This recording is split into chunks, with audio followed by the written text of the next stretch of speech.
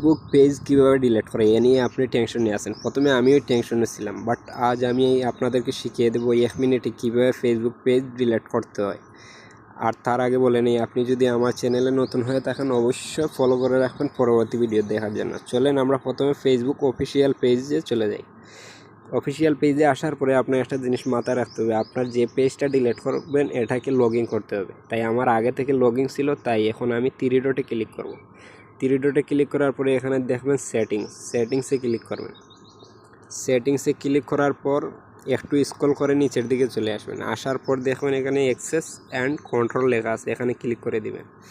এখানে ক্লিক করার পর দেখবেন আপনার 3টে অপশন আছে। একটা আছে ডিএক্টিভ পেজ, আর একটা আছে আনপাবলিশ পেজ, আর একটা ডিলেট পেজ। যেহেতু আমরা ডিলেট করব তাই ডিলেটে ক্লিক করার পর কন্টিনিউতে ক্লিক করব।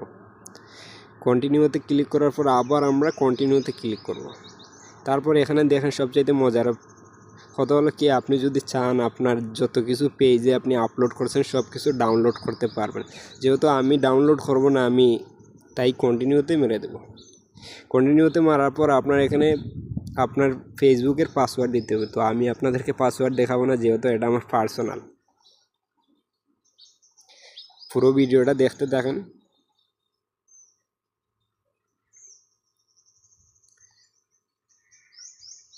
এই দেখেন, এখন আমি পাসওয়ার্ড দেওয়ার পরে আমার এটা কনফার্ম হয়ে গেছে। তো এখন যদি আমি ডিলেটে ক্লিক করি তাহলে পেজটা পার্মানেন্টলি ডিলিট হয়ে যাবে। একটু অপেক্ষা করুন, যেহেতু নেটওয়ার্কের কারণে একটু স্লো হচ্ছে।